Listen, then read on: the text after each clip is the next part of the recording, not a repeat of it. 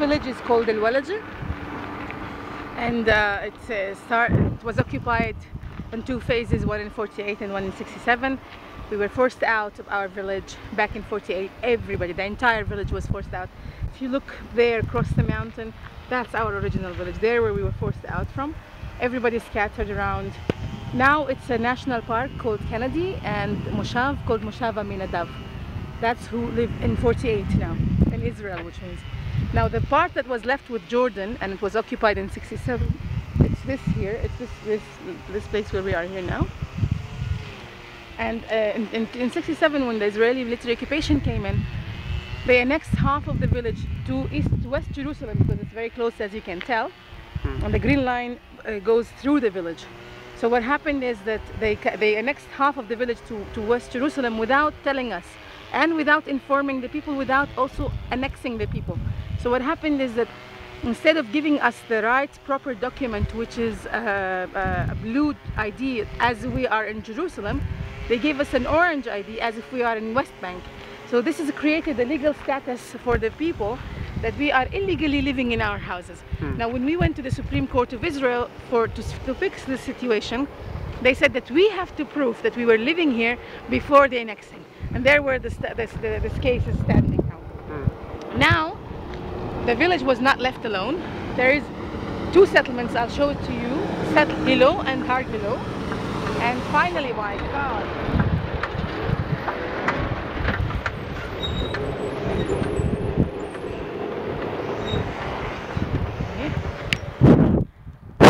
two settlements, Gilo and Har Gilo, and the wall, finally is the wall, and one bypass road. Now, this cost the village more than 2/3 of the original space that we had. We were originally 18,000 dunam. In 48, Israel took 11,000 dunams. In 67, they came in with two settlements, one bypass road, and finally the wall. They took another 4,200 dunams. So all in all, from 48 until today, we are left with 2,800 dunams. They gave, usually what happened is that they give the original land to the Keren Kayemet, which is the Jewish, either the Jewish Agency or the Jewish National Fund. And the Jewish National Fund and both of those agencies, they lease the land to the settlements, and they build an Israeli settlement. And when I say a settlement, I mean Jewish housing only. So they take the Palestinian land and they turn it into Jewish housing only. Now in Israel, they can do whatever they want. It's racism, it's against international law, it's against laws, against everything, but they can do whatever they want, I don't care. Now when they build Jewish housing only in the West Bank and in what's supposed to be Palestine, now this is what I care about. And this is what's happening in our village. Now, we're going through the wall that supposedly will surround our village like this. It's gonna go from all sides. There will be a gate here, and someone will be opening and closing the gate of the wall. So our life will be controlled by one person, one soldier, 18 years old. This whole community. This is settlement Gilo. Yeah, and this, why is open the wall? Because of the heavy machine. You saw the trucks that were going through here. Yeah. Our roads is not qualified for this heavy machinery. Yeah. So they needed. This is the route of the wall. So they needed to go around to build the wall. Yeah. Our village road is too small. We can't afford having such heavy machines. So they kept it open until they finished the wall all around the village. Yeah. Now what I wanted to show you is the fact that it's open to Israel before the creation of State of Israel. It was always open, so there is no security threat here. You see, you could have walked through. So if anybody else wants to walk through, can. It's still open, and it's still open from every other place. You know what I mean? So there is no security seriousness about the wall. Yeah. So they didn't really build it for security, because if there was a security threat, it would have taken place already. This is Gilo, this is Malha, this is Givat Mesua. Somewhere around there is the Knesset. Yeah. And from The last point of our village is 40 minutes walk to the Knesset. Nothing. Nothing. 25 minutes walk to the zoo and to the mall and to the stadium. And it's still open, and it was open, and it will be open. I think, look at this, I'll show you something else. This is the wall. Yeah. Look how high the houses are. Yeah. So Much more. basically, all the houses are higher than the wall. Yeah. Basically, there is no security because anybody can jump. Yeah. You can always find a way to jump if you want to. Yeah. That's one thing. The other thing, if you look down, you see the bridge there? Yeah. So underneath the bridge, there's something look like a dirt road. You see that? That's not a dirt road. This is the wall of Beit Jala. This is what's supposedly protecting Gilo from Beit Jala. This is the Palestinian city Beit Jala, and this is the Israeli settlement. It's a settlement built on 67 land. It has taken land from our village. It's called Gilo. This one. And there is a wall going there. Now this wall stops there. Now instead of, if they want to protect Gilo from Beit Jala and from us, why didn't they continue the wall?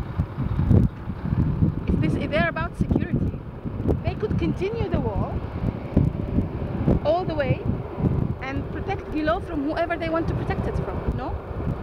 But instead, they built a wall around Beit Jala and a wall around us. So the empty land in between us and Beit Jala will be only accessible by Israelis. And they have a very complicated law about land ownership, that if you leave your land for more than 3 years, it becomes a public land. Public land means it will be given to the Keren Kayemet, to this Jewish National Fund. In 20 years from today, they will lease it to a settlement, and they will build a settlement. And it will be legal according to Israel. So you said that the wall is not for the Israeli security, but is for take you away of the land, Yes. and then in the future they can take it. Yes. To give me any other reason. Why do they build a wall there and a wall here? It costs them a lot more money. It costs them twice as much. If they continued that wall, it will cost them less. It will be safer because the wall will be higher than me. If I want to, as a Palestinian terrorist, say, I want to jump over the wall. I want to do something bad in Israel. In this wall, I can easily jump over. Yeah. Right? Now the wall they will build there, that side, I will be coming from the valley, so the wall will be higher than me. There's no way I can jump it. So Gilo will be higher than the wall, but Gilo will be like, if you're jumping from the side of Gilo, it will be easy. But from the side of Walajah or Beit Jala, it will be impossible. Because it's going to be 12 meters higher than me. I need something to help me getting off. Here, I don't need anything. You see what I mean? This is one thing. The other thing that is, you see, we are now on the Israeli side. We're standing there. So if we are terrorists, what will happen? It's still open. It was open before the creation of Israel. This is the case. So if there was someone who's thinking of doing something bad to Israel, they could have done it already. What are they waiting for? No? So what security are they talking about? There is no security theory here of whatsoever. And if you want security really, there is another option, and the green line is down the valley. You see what I mean? Green line? The green line is the borders between Israel and the West Bank. It's down the valley. Now, if you build the wall there, nobody on earth will ask Israel, what are you doing? Because it's their right. This is their border. They can do whatever they want. But if they build it in my backyard, everybody will ask them, what are you doing? You see what I mean? Yeah, because outside, for example, in Argentina and in America, I think, it looks like they are building a wall, like a border wall. But it's not on the border, except that it's like 25 kilometers away from their borders. So they're just stealing 25 kilometers more. That's what I wanted to show you here. And this is the case of the wall everywhere in the West Bank.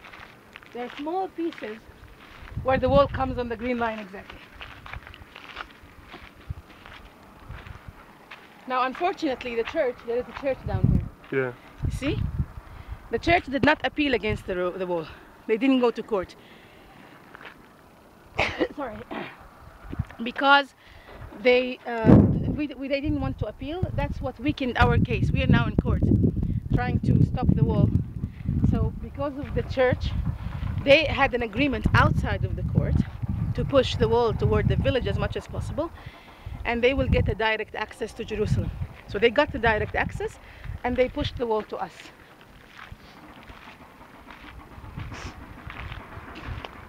Oh, disgust.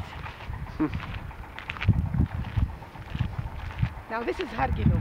Behind this wall is Har Gilo, the settlement, Har Gilo, and this is Gilo. So two settlements, a wall and one bypass road. I will show it to you later. Took 4,200 dunams from the village. This is basically the story of the village. We have lots of house demolishing, but this is not unique for us. This is the case of all Palestine and East Jerusalem. In the last 6 years, only 12 building permits were allowed. So only 12 people in all Palestine and East Jerusalem had permits to build. So everybody else built without a permit. So all these buildings you see in front of you is, according to Israel, illegal. We have about 90 house demolition. We just received another 7 2 days ago, and you can see ruins of house demolished there and there. This is the case everywhere in the village. And wherever you go in a place where Israel is in control, every places, all the places which is called Area C. What it means, Area C? Area C means that it's controlled by, it's a West Bank area, West Bank land, Palestinian territories, that controlled by Israel fully. Yeah. And Area B is half Palestinian, half Israeli. Yeah. And Area A is fully Palestinian, which is only the city centers, like the center of Ramallah, the center of Hebron, the center of, that's the Area A. Area C is everything on the edge. And they just, in all Area C, which is 2/3 of the West Bank, they have, they control all the land. They don't give any building permit. They don't have even a master plan. They don't have a zoning. So in theory even, you can't apply for a permit. There is no way for you to apply for a permit, building permit. You need to have a zoning area, no? So this zoning doesn't exist. There is no zoning. If you apply for a permit, you will get the quickest rejection ever. You understand what I'm saying? But for the settlers, they are building all the time, no? For free, tax free. The land is for free. They're building as if they're begging them to come and live here. And what do you think they are doing? Why you think they are doing this? They're doing this because they want us to leave. So they're closing the whole area because we will not be able to live. We are a very small community. We're only 2,300 people. As soon as they close the wall, and there will be a gate, an 18-year-old boy opening and closing that gate, our life will become impossible. So we would leave. That's what they want.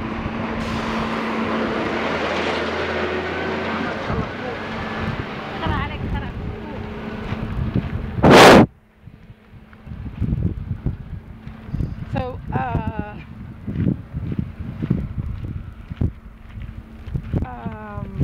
the idea is that people would leave because it's impossible for someone, imagine if you are a teacher in the nearby city and there's someone opening and closing the gate for you to go to work. How many days will you be late during the year? How many days will the gate will not be open at all? I mean, we know for sure in advance that in all Jewish holidays, all of them, the gate will be closed. That's known already. All the gates will be closed, and they are closed. So during Pesach is 8 days. Yom Kippur is around 10 days. The Yom HaAtzmaut, and I don't know what, is about 3 days. So you're talking about something like 30 days all in all, where the gate will definitely be closed. Now, if you add other security problems, important visitors, international atmosphere, like the war of Lebanon, for example, when they had a curfew imposed in the whole area. What is a curfew? Curfew is to stop everybody from going out of their houses. Hello?